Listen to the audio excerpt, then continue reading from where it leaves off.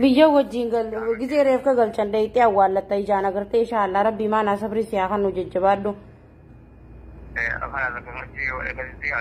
Amma wanni niin uummata Oromootti siidhaamu miciyyoo xiyya akka biyya namaatti narraan awwaalle akka biyya galchitanii na awwaaltanii.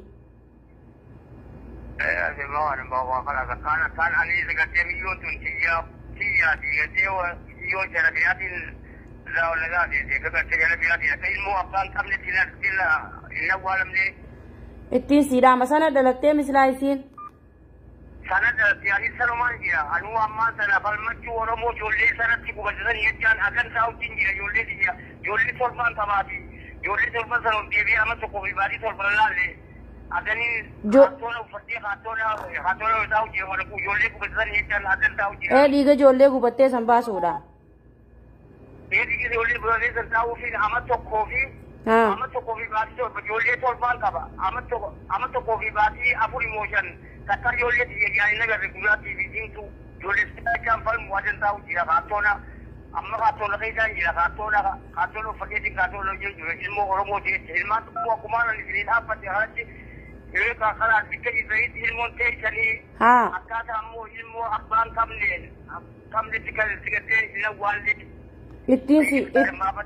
Ittiin siidhaama sirriitti sagalee sii waraabu jira sagaleen hin maxxansa uummata Oromoo biraanii siigaa.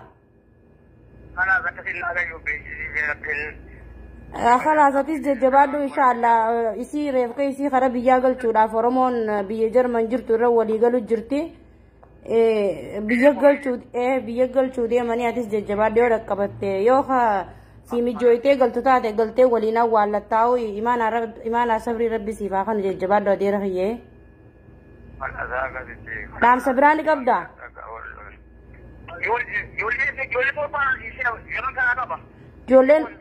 Ijoolleen shan sibira jirti lameen tagalchite tana.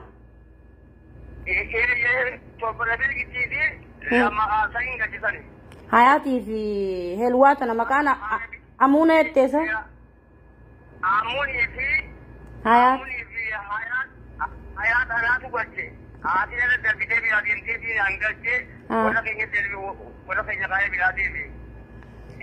Adeerooti maqaa kee guutuu eenyu siin jaan bilbilli sagaleen tee xiqqoo tanan dhagaamte hedduudha maqaa kee guutuu eenyu siin jaan ati maqaan kee guutuun eenyu guutuun Isaa Adam Muhammad Isaa Adam Muhammad Isaa Amul Isaa Adam Muhammad inshaallah maatii miti rabbumaatu asirra dhaabbadhu jeeni ربي ما ناسبريس يا خانو ججباد هاتي سي بيجي جرت بويا من جرت ري بيجي ما يشي ثم كان المفرشي دي خط غني تقول اما الميسما تجاني يسين المادا دا يسا تجان عدادة تعطي تجاناتي ورا خيتي إنين بيغا أولنا جواني وسيب بيغا لابانا تدمسي والد كدنين بيغا فين ايزان خلاص ما ناسبري ربي سي خانو إن شاء الله ديغي سي ربي عباسوتي جباد ديروي. أيه.